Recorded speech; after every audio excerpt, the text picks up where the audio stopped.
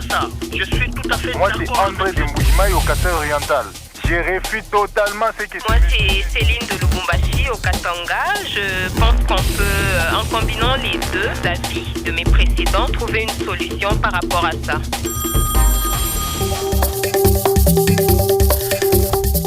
Excellente condition d'écoute des programmes de Radio Okapi à toutes et tous, chers auditrices, auditeurs et internautes. Bienvenue à ces forums du débat citoyen sur votre radio, la radio de la paix, Radio Okapi. Vous nous écoutez sur la bande FM, vous nous écoutez également sur le bouquet Canal Plus sur Channel 951. Vous êtes aussi nombreux à nous suivre sur les channels 867 sur DSTV. Vous nous écoutez aussi sur www.radiookapi.net et sur la chaîne YouTube de votre radio et sur notre page Facebook. On vous dit merci, merci de tout cœur. Toute l'équipe s'est mobilisée pour vous rendre service. Esther Mamboté, David Moussangou pour les lives, Nancy Atambo réalise ses programmes, Paul Badianyama, Patrick Kiasongwa assure la mise en onde. Je suis Jean-Marc Matois qui m'a fait les 10 Jeannot. Bienvenue à toutes et à tous. Alors aujourd'hui, nous allons faire le point sur la riposte du virus d'Ebola en République démocratique du Congo. Plus d'un mois après, déclaré officiellement le 15 mai 2026, l'épidémie des maladies d'Ebola due au virus Bundibugyo continue de gagner du terrain dans l'est de la République démocratique du Congo. 3 provinces, à savoir l'Ituri, le Nord Kivu et le Sud Kivu, sont les plus touchées. Il s'agit donc de la 17e épidémie d'Ebola déclarée en République démocratique du Congo. Quel bilan peut-on faire sur la riposte contre Ebola? Quelles sont les actions d'envergure menées sur terrain par les gouvernements pour contrer la propagation de cette maladie? Comment impliquer la population dans la prévention pour éviter une grande propagation du virus d'Ebola?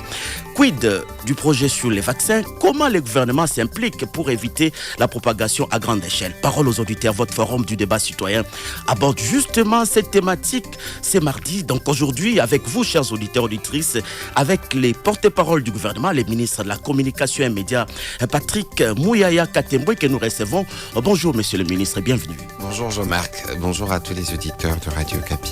Alors, n'hésitez pas déjà à vous enregistrer au numéro plus 243 81 32 34 883 81 32 34 883. Vous avez déjà la parole et n'hésitez pas à réagir. L'information se retrouve aussi tout le jour sur radiookapi.net. Actualité, sport, environnement, économie, culture. Réécoutez les journaux en français, Swahili, Chiluba, Kikongo et Lingala. Chaque matin, lisez aussi la revue de la presse congolaise. radiookapi.net, votre site d'info sur le Congo. Vous êtes de plus en plus nombreux à l'utiliser. Parole aux auditeurs fait le point sur la riposte contre Ebola en République démocratique du Congo. Plus d'un mois après, nous recevons le ministre de la Communication et Médias. Monsieur le ministre, bienvenue encore chez nous. Merci beaucoup de me recevoir, Jean-Marc Matois. Voilà. Alors aujourd'hui, selon les statistiques, on signale 1561 cas confirmés, 506 décès, 253 guérisons. Alors quel est l'état des lieux qu'on a vu sur terrain aux côtés du ministre de la Santé, de quelques autorités de l'OMS? Quel est l'état de lieu que vous faites sur cette riposte? Bon, écoutez, nous sommes aujourd'hui, la déclaration officielle avait été faite le 15 mai, nous sommes le 7 juillet, donc à presque 52 jours depuis les débuts de la maladie. Ce que j'observe, c'est que nous avons pleinement pris la mesure du défi. Et je pense que nous y étions encore il y a quelques semaines avec le ministre de la Santé, et il est probable d'ailleurs d'y retourner bientôt, pour faire le point de comment la riposte fonctionne dans son ensemble, parce que dans la riposte, il y a plusieurs piliers, notamment prise en charge de malades, surveillance, et ce que vous venez de partager, ce sont des chiffres que nous publions au quotidien parce que nous avons fait le choix, dès les premières heures de l'épidémie, d'être transparents. Et les chiffres que nous publions, c'est des chiffres qui sont consolidés ensemble avec Africa CDC, ensemble avec l'organisation mondiale de la santé, d'autres partenaires trouvés sur place qui illustrent déjà que nous avons ensemble pris la mesure du défi. En parallèlement, nous avons déployé ce que les experts de l'OMS appellent riposte robuste, parce que en très peu de temps, il fallait nous assurer que Bunia a la capacité des lits qu'il faut pour accueillir à la fois les malades et les cas contacts, dans ces mêmes cadres que Bunia a des points d'entrée et des contrôles bien renforcés, avec des screenings, donc prise de température, lavage de mains, des dispositifs partout dans la province. Et il fallait surtout, et c'est une composante importante parce que beaucoup de gens disent que cette maladie n'a pas de traitement, n'a pas de vaccin, ce qui n'est pas faux à ces jours, parce que nous avons développé pour la souche Zaïre et pas pour la souche Bundibugyo. Il y a évidemment des travaux qui sont en cours quant à ceux, mais il y a une composante essentielle du traitement qui s'appelle la prévention. Tout simplement, lorsque vous prenez conscience de la maladie, ça vous permet d'aller plus tôt à l'hôpital. Et je rappelle ici que nous avons décrété la gratuité de soins de santé de toutes les maladies dans toute la province de l'Ituri.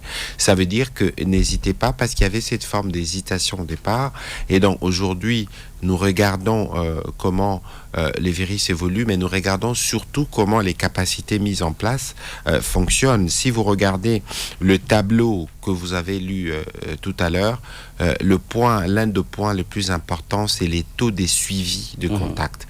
C'est illustratif de comment nous sommes mobilisés pour le suivre partout où il se trouve, et nous espérons atteindre le 95%. Dès qu'on atteindra le 95%, on aura une vue globale sur les virus, comment il s'est propagé, mais surtout comment il faut le traiter. Donc ici, je tiens à remercier particulièrement toutes les populations de l'Ituri, mais aussi celles du Nord Kivu et du Sud Kivu qui connaissent la maladie, parce que c'est leur degré d'engagement qui nous permet aujourd'hui de regarder la maladie avec toutes les mesures de prise en charge déjà déployées. Et plus ils vont s'impliquer, plus nous saurons retracer tous les cas, on pourra faire de ces virus le passé dans un avenir proche. Alors, on a déjà des réactions sur les standards. Il y a Marie-Paul qui nous appelle depuis Kisangani dans la province de la Chopo. Bonjour et bienvenue Marie-Paul. Vous avez la parole. Marie-Paul, est-ce possible d'activer votre micro? Si Marie-Paul n'est pas prêt, on va prendre Évariste Kabemba qui nous appelle depuis Mbujimaï. Bonjour Évariste.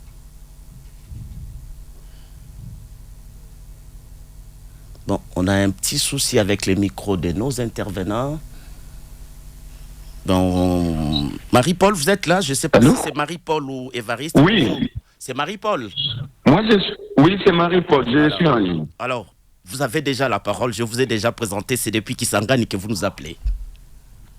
Oui, merci, monsieur le journaliste, pour cet appel. Je voudrais ici, bien évidemment, d'abord saluer les ministres qui est votre invité, mais aussi dire quelque chose par rapport à ces virus qui, depuis sa résurgence.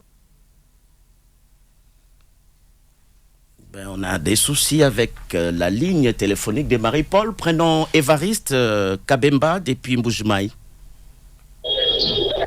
Oui, bonjour, chers journalistes de la radio de la paix. Bonjour à l'excellence Patrick Muyayaka-Temwe. Vous m'entendez? Oui, on vous écoute. Vous êtes déjà en direct. Merci beaucoup. Je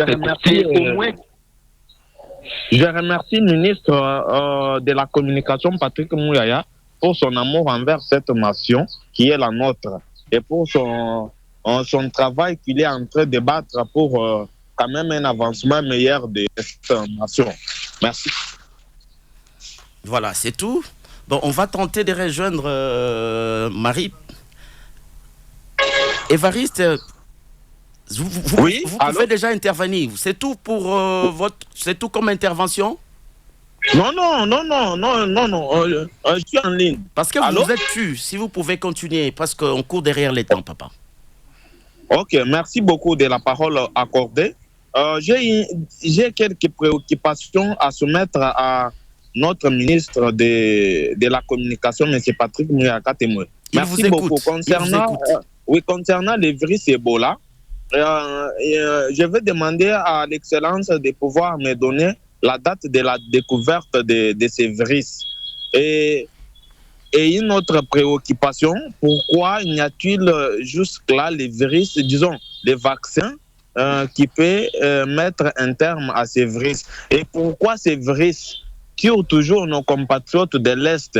Est-ce que ces virus est réellement toujours à l'Est de la nation ou bien c'est quoi? Aussi longtemps que les compatriotes sont tués par les antagonistes suite à des problèmes qui gangrènent la nation jusqu'à aujourd'hui, et ce sont eux-mêmes qui subissent toujours une menace du virus Ebola. Pourquoi ça?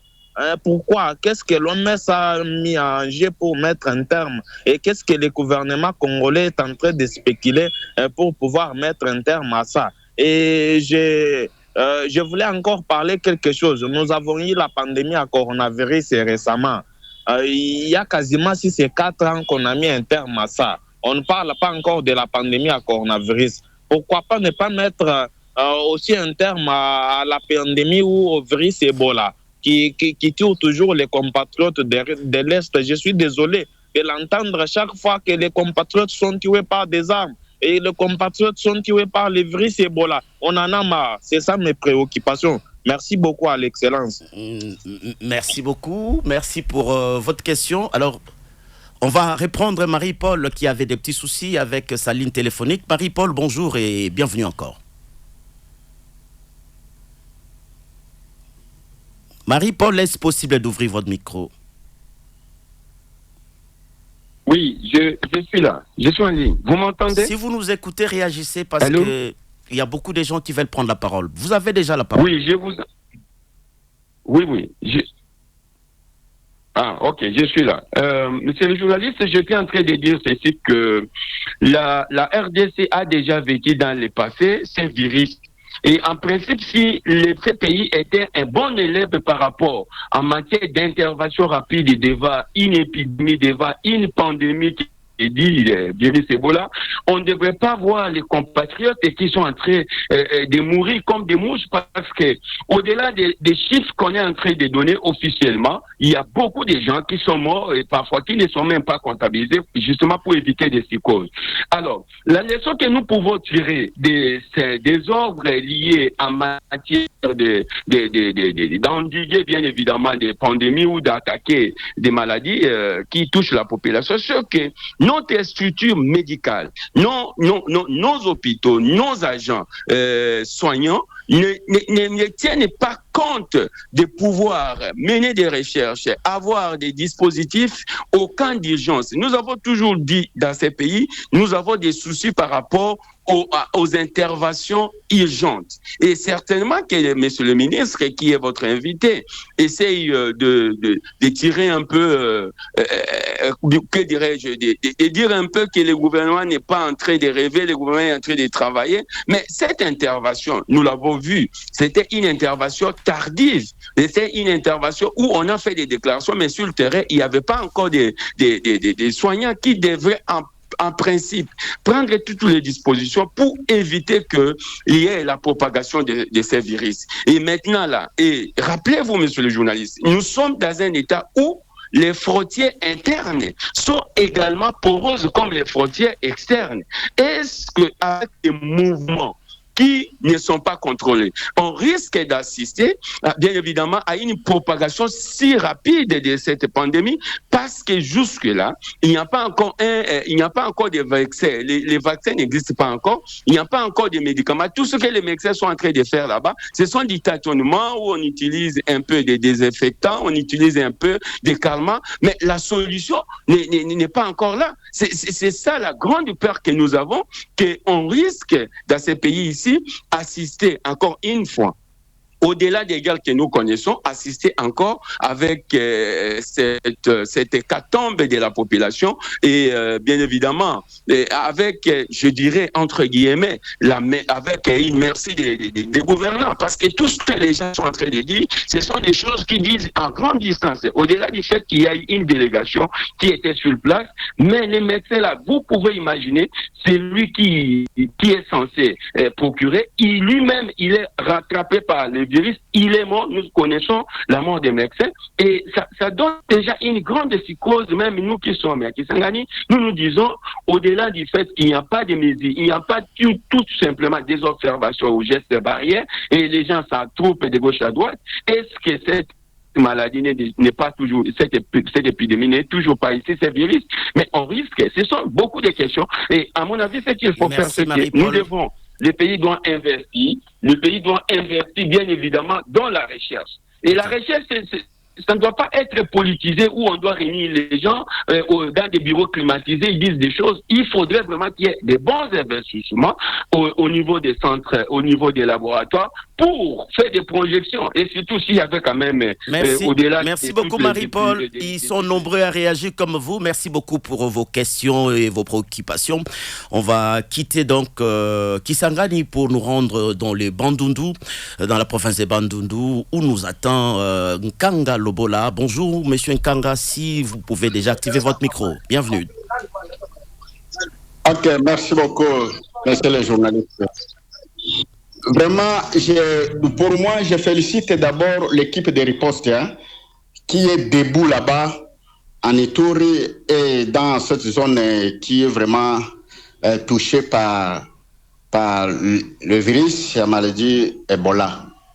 Mais, pour qualifier, moi je le qualifie d'abord.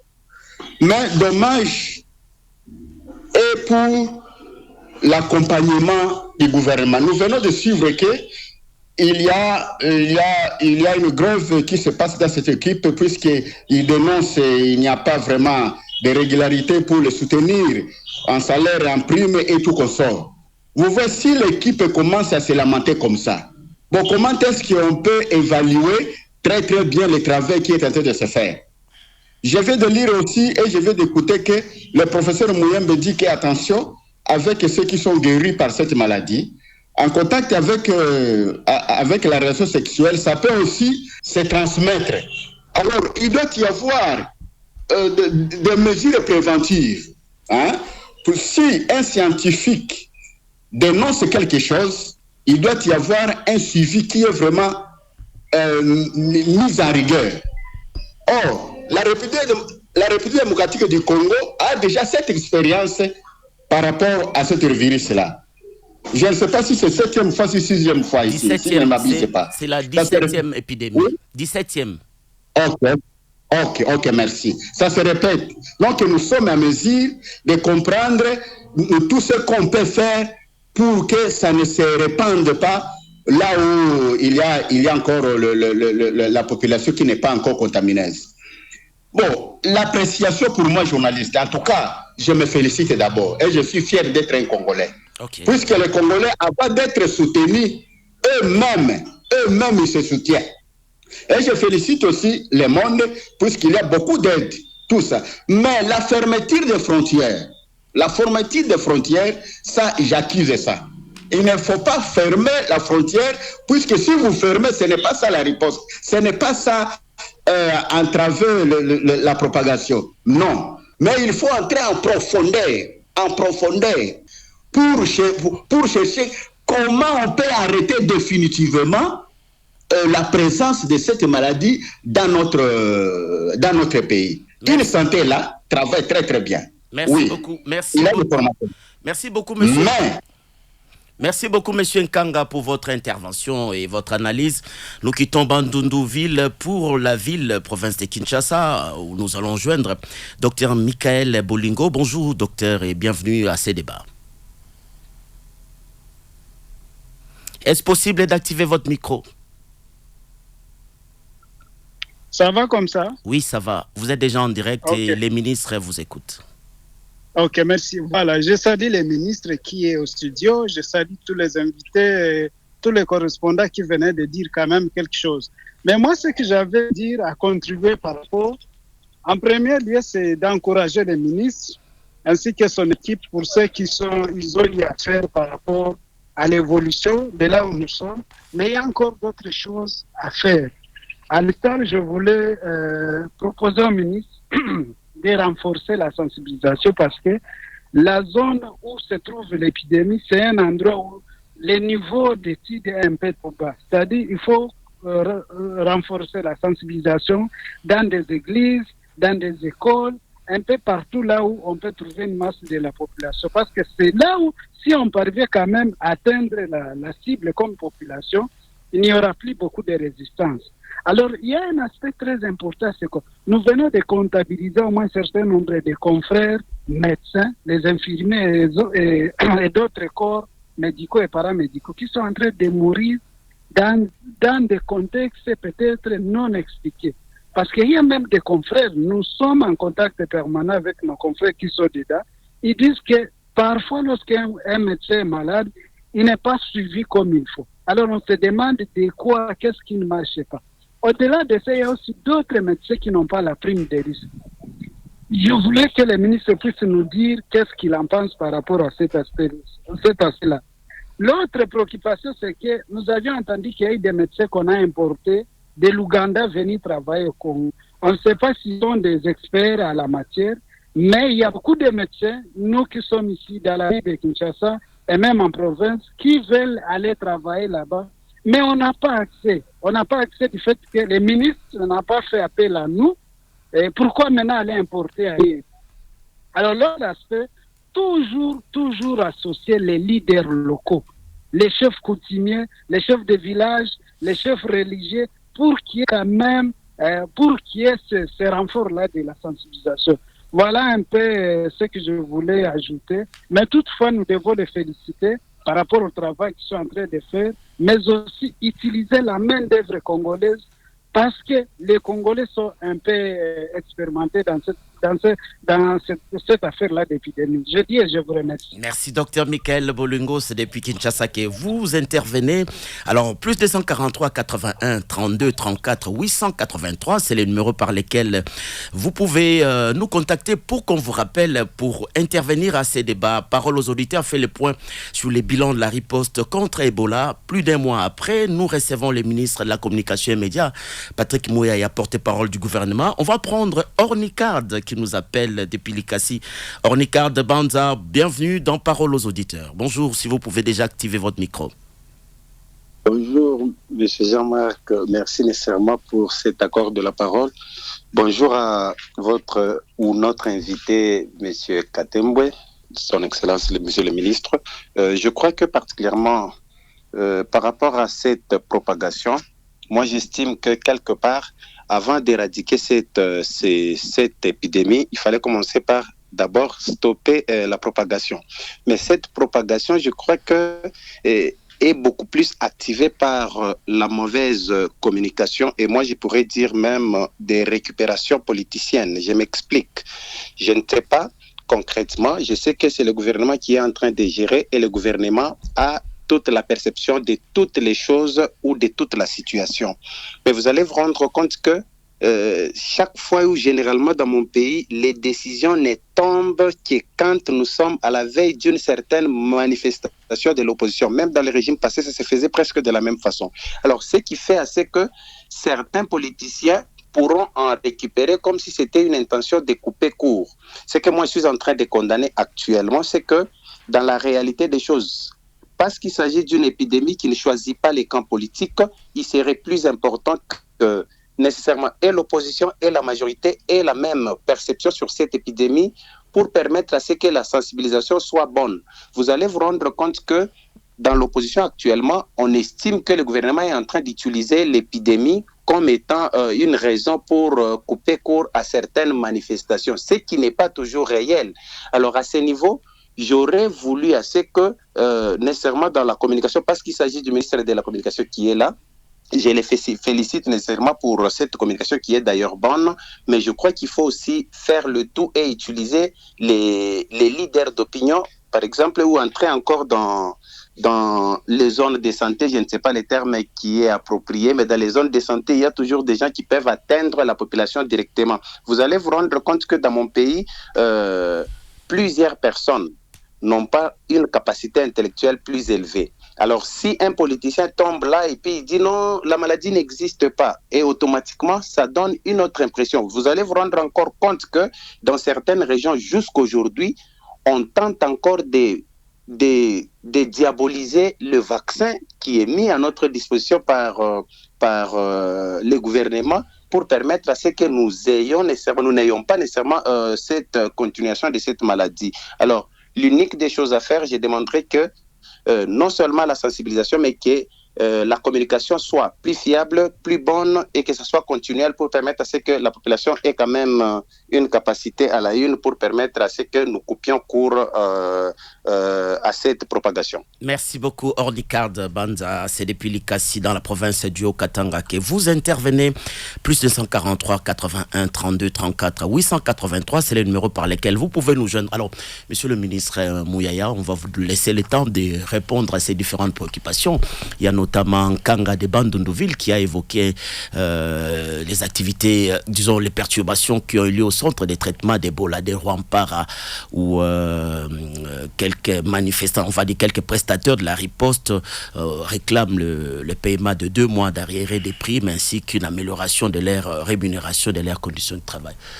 Vous avez la parole. Bon, écoutez, d'abord, je voudrais remercier les compatriotes qui se sont exprimés. C'est la preuve, justement, que ce qui touche à l'Ituri, spécifiquement la maladie, touche les Congolais partout où ils s'y trouvent. Je voudrais aussi, parce que vous avez commencé par là, rendre hommage au personnel médical, les médecins, les infirmiers, les hygiénistes et tous ceux qui sont occupés quotidiennement dans la gestion de cette épidémie. Ce sont nos héros. Il faut on ne les dit pas suffisamment, mais il faut reconnaître le sacrifice et le travail dédié qu'ils font pour sauver la vie des Congolais.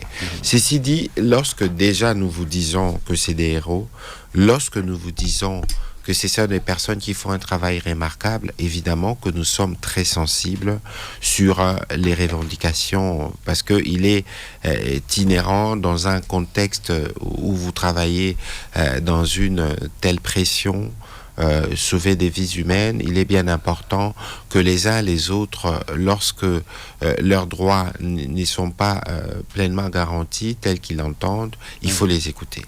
Et je crois que les dimanches derniers, les gouverneurs militaires du Lituri, ensemble avec l'incident manager, c'est-à-dire le point focal du ministère de la Santé qui gère toute la riposte, ils ont eu l'occasion de parler avec les personnels médicaux, les entendre. Et évidemment, il y a des préoccupations sur les primes, il y a des préoccupations sur les primes de risque, toutes ces préoccupations ont été entendues et des réponses sont en train d'être données. J'étais sur place il y a, je crois, 2-3 semaines avec le ministre de la Santé. Il y avait des préoccupations du genre, notamment pour des hygiénistes.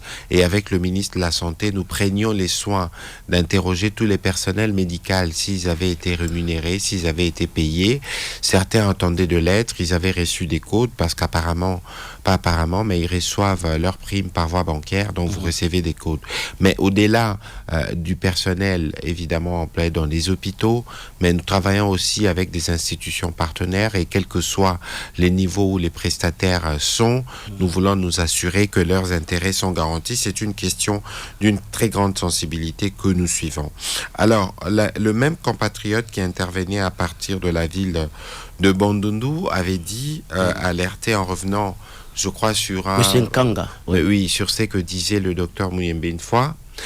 Alors, il ne faut pas tomber dans la panique. Lorsqu'on dit le virus peut se transformer par relation sexuelle, ici, ce qu'il faut retenir, c'est que le virus peut survivre jusqu'à 2 ans dans les spermes de l'homme, mais je ne suis pas sûr qu'on a déjà enregistré des cas fréquents ou des cas de contamination par cette voie au bout de 2 ans. Ceci dit, c'est pour ça que c'est important pour les uns et les autres de comprendre d'abord la maladie. Il y a un compatriote qui parlait, je crois, Évariste, qui a parlé de coronavirus. Ici, il faut que je me permette une petite comparaison pour que les uns et les autres comprennent la différence entre Covid et Ebola. Covid se transmet essentiellement par aérosol. Ça veut dire que nous parlons à partir de mes postillons, donc de mes salives, vous pouvez attraper la maladie respiratoire. Ebola fonctionne différemment. Si je peux me permettre la formule, Ebola est une maladie qui atteint souvent les personnes intimes, les personnes qui sont dans l'intimité du malade.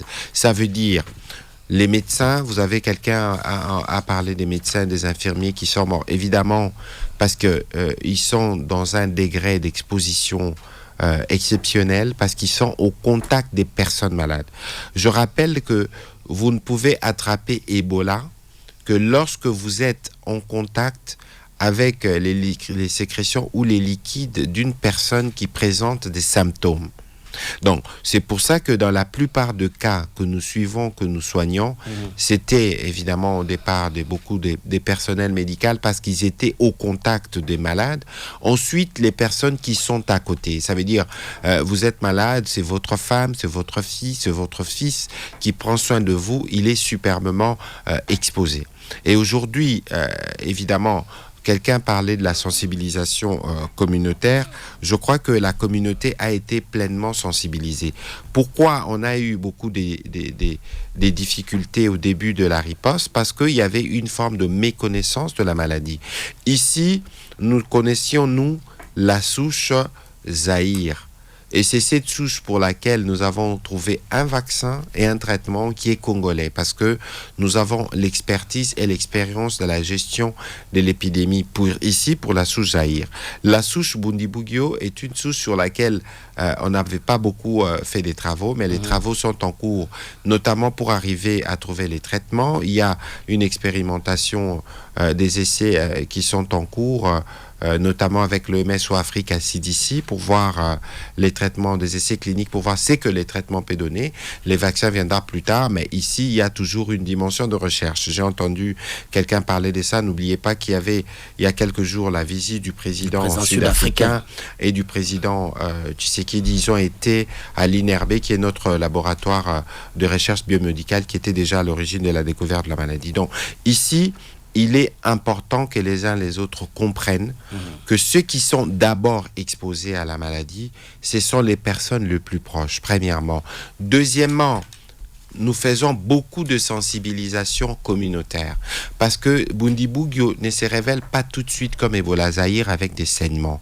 Bundibugyo se présente un peu comme la malaria, un peu comme des céphalées. Et donc, si vous n'avez pas pleinement conscience en ce moment-là, vous allez chercher à soigner la malaria jusqu'à ce que quelques jours plus tard, la phase humide, qui est la phase la plus dangereuse, commence, et c'est là que la situation devient un peu délicate. Mais aujourd'hui, nous sommes plutôt satisfaits de voir que les communautés ont pris conscience, et la mesure que nous avons prise de traiter de manière gratuite toutes les maladies permet aujourd'hui aux uns aux autres de se rendre directement à l'hôpital. Parce que la maladie, ici, je disais que l'autre forme de traitement, c'est la prévention. Lorsque vous prenez conscience de la maladie, vous allez à l'hôpital tôt, vous ne gardez pas les cas à la maison, vous adoptez des réflexes qui vous permettent d'éviter d'être contaminé. Les gestes barrières. Vous entendez beaucoup parler des enterrements dignes et sécurisés parce que c'est lorsque quelqu'un présente les symptômes, c'est lorsqu'il y a les cadavres que le virus a parfois sa forme la plus virulente et qu'il est, il est interdit aux uns aux autres d'être en contact avec des corps.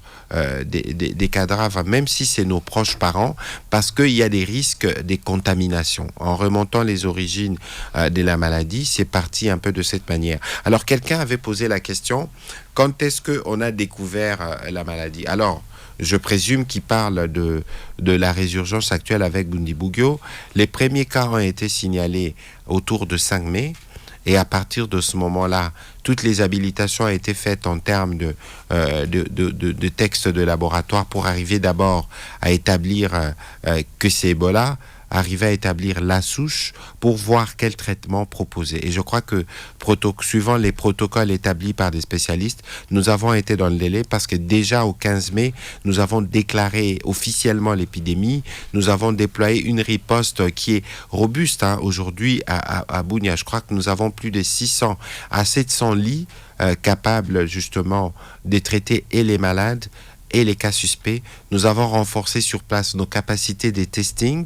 Ça veut dire que lorsque quelqu'un est infecté par la maladie, il se présente en laboratoire, nous sommes en mesure de le dire 24 heures après. Et aujourd'hui, les chiffres que vous voyez, autant je pense que pour certains, ça soulève des inquiétudes, mais autant pour nous, c'est significatif en termes de notre capacité des testings, en termes de suivi des cas suspects, en termes de suivi des personnes sous traitement et surtout en termes de suivi des personnes guéries. Jean-Marc Matoaki, on n'en parle pas beaucoup, mais nous avons 253 personnes guéries à ces jours. Nous avons atteint le 81% dans la recherche des cas contacts. Je crois qu'il y a un compatriote qui s'inquiétait et qui disait mais l'épidémie va se propager. Évidemment, nous travaillons pour que l'épidémie ne se propage pas et nous sommes presque à 2 mois depuis les déclenchements de cette épidémie. Nous avons plus ou moins contenu l'épidémie dans les 3 provinces. Ceci ne veut pas dire que nous devons baisser des vigilances. Au contraire, nous les renforçons dans des zones, dans les provinces environnantes, dans le Haut-Uélé, dans le Bas-Uélé, dans la Chopo. Quelqu'un parlait de la Chopo. Et même à Kinshasa, dans le point d'entrée, nous avons mis en place des dispositifs, des screenings qui permettent de suivre les cas et de prendre des alertes dans l'hypothèse où il y a quelqu'un qui présente des températures élevées à l'arrivée.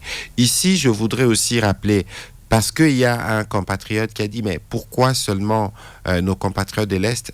Attention, il y avait les bandes attention, il y avait des bandes par le passé il y a quelques années, mais récemment, l'année dernière, nous avions réglé l'épidémie à Boulap et dans les Kasaï. C'est pour simplement dire que l'épidémie ne choisit pas, la maladie ne choisit pas les provinces. La maladie ne choisit pas les courants ou le camp politique. C'est pour ça qu'il est important, dans les cas de cette riposte, nous sommes plutôt contents de voir que nous avons un niveau d'implication élevé. Hier encore, j'ai discuté avec le président du caucus des élus de l'Ituri. Nous sommes très engagés avec les députés provinciaux sur place, les autorités coutumières. Je vais même aller plus loin. Hier, j'ai reçu le coup de fil du président des orpailleurs à Mongwalou, l'épicentre de la maladie. Nous y étions. Et vous voyez que si nous arrivons à travailler étroitement avec les communautés partout, nous sommes d'abord sûrs que la dimension de la communication et des relais communautaires fonctionne. Et parce que quelqu'un disait ici qu'il faut accroître la sensibilisation. La sensibilisation actuellement, nous travaillons quotidiennement avec les organisations des motards, de chauffeurs, parce que ce sont des personnes qui peuvent non seulement être exposées elles-mêmes, mais qui peuvent aussi passer par les différents coins pour passer les messages. Nous avons recruté à peu près 2500 relais communautaires. C'est des personnes qui utilisent y compris les langues locales pour sensibiliser sur la maladie. Nous travaillons avec l'UNADI, qui est une organisation qui regroupe toutes les 21, communautés en Ituri. Et donc, vous voyez que nous ne laissons aucun fait au hasard. Nous travaillons sur tous les piliers en même temps pour nous assurer que notre riposte reste robuste et reste à la dimension de la maladie. Il y a un auditeur qui a parlé de la récupération politique. Bon, écoutez, c'est bien dommage justement de penser qu'on peut faire la récupération politicienne d'une maladie. On en a entendu les fils M23 du père le Rwanda qui endeuillent nos populations dans l'Est dire que c'était une maladie inventée pour exterminer les swahiliphones. C'est de l'horreur pour ceux qui quotidiennement tuent des swahiliphones avec la gouvernance par crime qu'ils ont utilisée. C'est exactement les types de discours qu'il faut jamais entendre. Ici, il y a un besoin urgent de sauver des vies humaines, et ces besoins urgents de sauver des vies humaines passent notamment par une communication. Nous la faisons au niveau institutionnel, nous l'organisons au niveau de la base. Moi qui vous parle, j'ai des équipes qui sont maintenant basées à Bunia. Ils y sont parce qu'il faut travailler avec nos compatriotes qui sont sur place. J'ai entendu un médecin dire que nous étions disponibles pour y aller et qu'on a amené des médecins ougandais. D'abord, c'est faux.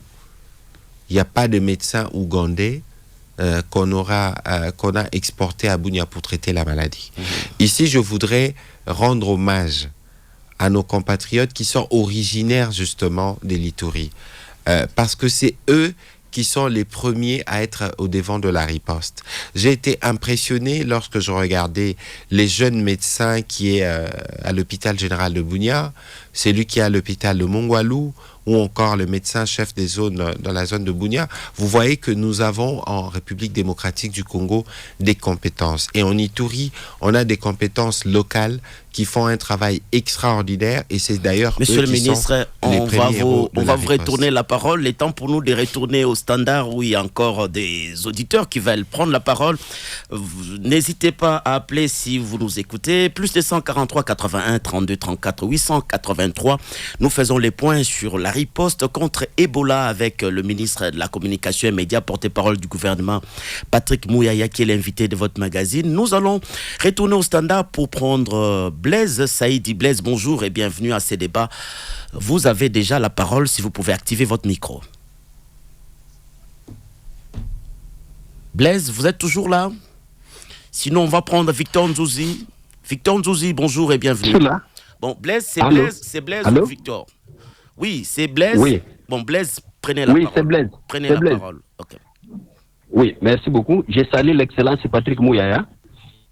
Bon, cher Dijano, je vais donner une contribution et poser ne fût-ce que 2-3 questions à l'excellence Patrick. C'est-à-dire ici... Je vous autorise à poser 2 questions seulement parce qu'il y a Victor Nzouzi, Dr Jean-Luc et Glody Bwanganga qui veulent aussi réagir. Si vous pouvez aussi leur laisser un peu de temps.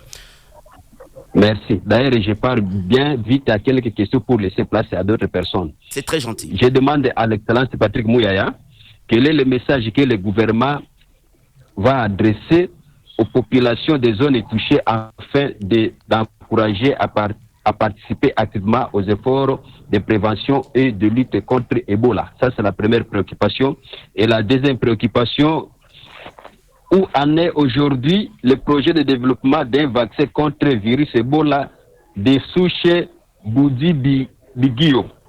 Et quand peut-on espérer disposer d'un vaccin efficace? Je me limite à ces 2 questions pour laisser place à d'autres personnes. À d'autres personnes, c'est notamment Victor Nzouzi qui nous appelle depuis Mbanzangungu. Victor, bonjour et bienvenue à ces débats.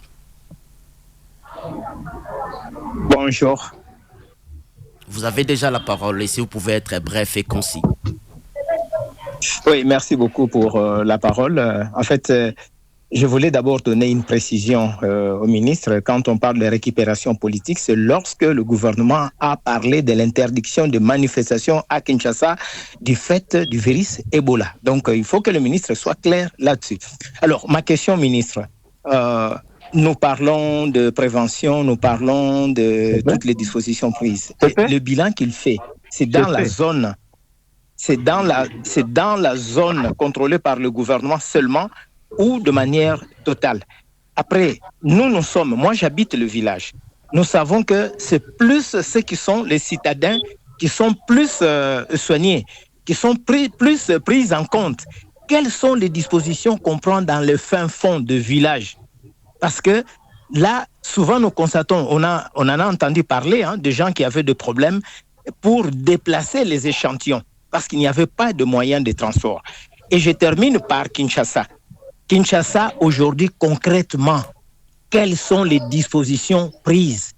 Quelles sont les mobilisations faites et les dispositions?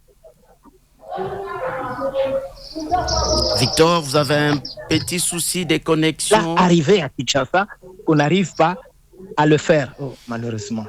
On n'arrive pas vraiment à atteindre beaucoup plus de personnes. Je m'arrête là, merci beaucoup. Merci Victor. Docteur Jean-Luc Katende, vous nous appelez depuis Lubumbashi. Bonjour et bienvenue à ces débats. Bonjour, monsieur le journaliste. Merci parce que j'ai bien écouté monsieur le ministre, l'excellence, qui a loué les prouesses que, en tout cas, il y a 253 personnes guéries, 81% de cas contacts, et jusque-là, on a réussi à contenir l'épidémie dans 3 provinces. Mais je vais aller tout droit au but pour dire au ministre, monsieur le ministre, si aujourd'hui, il y a des cas contacts qui voyagent de l'Ituri, Bunia, vers Kinshasa, alors qu'à Kinshasa, nul n'ignore que les médecins sont en grève. Il y a toutes les organisations là, Simeco, Sinamed, tout ça, qui ont même décrété une grève sèche par manque de paiement des médecins depuis 5 mois. Qu'est-ce que vous allez faire? C'est la question vraiment que je voudrais payer au ministre. Ils veulent ignorer que les médecins sont en grève. Si aujourd'hui Ebola est à Kinshasa, avec ces médecins qui sont en grève, comment ils vont faire la riposte? Merci beaucoup. Merci, docteur Jean-Luc Katende. Glody Wanganga, c'est depuis Kinshasa que vous intervenez. Bonjour, si vous pouvez activer votre micro. Bonjour, monsieur le journaliste. Bonjour à l'excellence Patrick Mouyaya. Merci de m'avoir associé dans ce niveau du débat. D'entrée, je voulais seulement poser la question à monsieur Patrick. Monsieur le ministre, pour votre information, je vous informe maintenant. Actuellement, si vous voulez aller en Chine, l'ambassade de Chine exige aux Congolais d'aller faire les examens au niveau de leur hôpital. Et quand vous arrivez dans leur hôpital, les examens coûtent $250, monsieur le ministre. Comment voulez-vous, ils veulent nous imposer dans notre pays? Quelle est la solution que vous pouvez donner aux Congolais? C'était ça juste la préoccupation qui me dérangeait, parce qu'il y en a tellement nombreux. Merci, Glody. Mais oui, le temps ne nous permet pas. Si le ministre pourrait... Merci, je vous remercie. On va clôturer la série des questions avec Aimé Moulumba qui nous appelle depuis Bounia. Et c'est les derniers intervenants. Aimé, si vous pouvez faire comme les autres, être bref et concis. Bonjour. Oui, bonjour, monsieur les journalistes. Vous avez déjà la parole.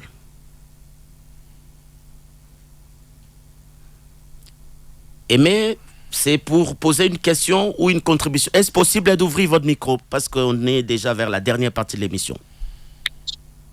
Oui, bonjour, messieurs les journalistes. Je salue également la présence du ministre de l'Information ainsi que tous les auditeurs de la radio Okapi. Alors moi, je suis sur place à Bounia. Nous avons l'expérience par rapport à tout ce qui se passe, mais nous avons un constat. Le constat est un peu amer. Pourquoi j'ai dit ça?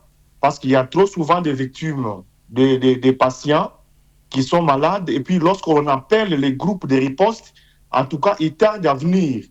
J'ai au moins 4 cas que moi-même, moi qui vous parle, on a appelé les gens de l'équipe de riposte qui n'arrivent pas à temps. Et ça mène même les patients à succomber, même à mourir.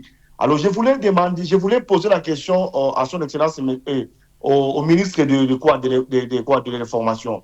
Est-ce qu'il y a une mesure ou bien il y a une disposition que le gouvernement a prise pour que l'équipe de riposte soit bel et bien prise en charge? Parce qu'apparemment, c'est comme s'ils ne sont pas vraiment pris en charge, et ce qui fait qu'ils puissent délaisser les patients. La deuxième question, maintenant, comme étant un pays organisé, quelles sont les préventions que nous pouvons prendre? Parce que la maladie n'était pas de chez nous, elle provient de l'Ouganda. Maintenant, pour les autres provinces, quelles sont les préventions que le gouvernement met en place pour que cette maladie-là ne puisse pas atteindre d'autres contrées? Je vous remercie. Merci beaucoup. Aimé Moulumba, parole aux auditeurs, fait le point, on va dire un bilan mi-parcours sur la riposte contre Ebola avec le ministre de la Communication et Médias, Patrick Mouyaya, que nous recevons. Alors, les 2 dernières questions que deux internautes nous ont laissées, ce sont celles de savoir quels sont les principaux obstacles dans la riposte, monsieur le ministre. Est-ce que la sécurité, le financement, l'accès aux zones reculées, les manques de vaccins contre la souche Bundibugyo, et puis comment les gouvernement gère-t-il la double crise sanitaire et alimentaire, sachant que plus de 2 millions de personnes dans les zones touchées sont déjà en insécurité alimentaire sévère? Vous avez la parole. Écoutez, évidemment que la crise humanitaire ne vient pas faciliter les choses. Et si vous avez suivi la dernière réunion qui a eu autour des 2 présidents, vous avez vu que ma collègue Bazaïba est intervenue. Nous travaillons notamment avec Africa CDC dans le cadre de la mobilisation de fonds pour qu'on en mobilise, y compris pour de besoins humanitaires que pour de besoins de riposte.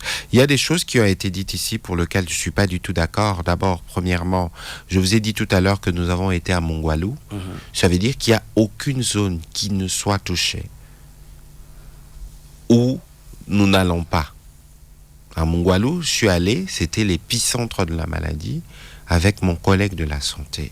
Je vous ai parlé des orpailleurs tout à l'heure, parce que pour nous, les vies de Congolais, où elles se trouvent, elles importent. Et d'ailleurs, je rappelle, parce que quelqu'un a fait une allusion à cela tout à l'heure, que le vrai commandant de la riposte, si je peux me permettre, c'est le président de la République lui-même. Et donc, vous avez vu plusieurs fois comment il s'est mis à disposition pour des réunions.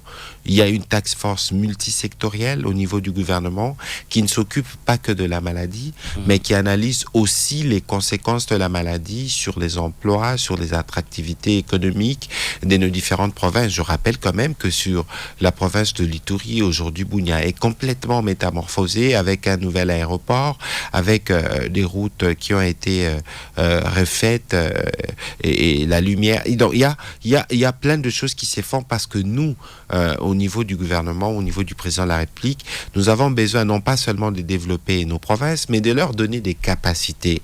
Parce que nous parlons justement de la santé. On a besoin, par exemple, et c'est la stratégie qui est en cours, tout ce qui sera investi à Bunia et dans les parties du pays qui sont sous riposte vont servir d'héritage. Ça veut dire qu'il n'y a aucune ambulance, il n'y a aucun laboratoire que nous allons amener à Bunia qui quittera Bunia après l'épidémie. Parce que à la fin, nous voulons nous assurer que nous avons vaincu l'épidémie et nous avons renforcé les systèmes de santé localement. Et parce que les systèmes de santé est tenu d'abord par les médecins, on ne peut pas faire des ripostes et ne pas tenir compte de ceux qui se dédient au quotidien pour la riposte. Évidemment, vous savez, Jean-Marc Mataki, quelqu'un parlait des défis. Nous avons des défis de plusieurs ordres. Évidemment, un défi financier. Nous avons un défi logistique. Nous avons un défi de sécurité, même si cela ne ressemble pas à tout ce qu'on a toujours raconté sur la province de l'Ituri. Parce que là aussi, nous avons fait beaucoup de progrès au-delà de la perception que les uns et les autres veulent avoir sur la province. Et donc, ici, la première composante sur laquelle nous comptons, c'est la composante humaine. Ces médecins, ces personnels soignants, ces hygiénistes, parce que lorsque nous étions dernièrement à Bunia, justement, il y a une personne guérie qui nous disait, qui insistait sur l'importance du travail qui est fait par des hygiénistes, ceux qui nettoient. Pour vous donner une illustration de toutes les composantes avec lesquels nous travaillons dans le cadre de cette pandémie. Évidemment que s'il y a des revendications, nous sommes attentifs. Nous avons entendu, j'ai parlé avec le ministre de la Santé, il y a une prise en charge globale de la question et qui va permettre que tout ce que nous rencontrons comme pesanteur, comme difficulté, qui va permettre que cela puisse être levé. Il ne faut pas considérer que lorsqu'il y a des voix qui s'élèvent pour réclamer A plus B, que ces personnes qui réclament vous disent ne veulent plus c'est dédié. Non, les médecins sont liés un peu comme les militaires, ils ont les serments d'Hippocrate et pour lequel ici en tout cas, dès ma première phrase jusqu'à maintenant, je continue de leur rendre hommage. Et je voudrais quand même mentionner, on ne les dit pas souvent et c'est peut-être pas de bonne loi d'en parler publiquement, mais les médecins et les personnels soignants qui ont perdu des familles, aujourd'hui, il y a une prise en charge qui est organisée au niveau de l'INSP et du COUSP qui travaillent localement. Il n'y a aucune famille de médecins ou d'infirmiers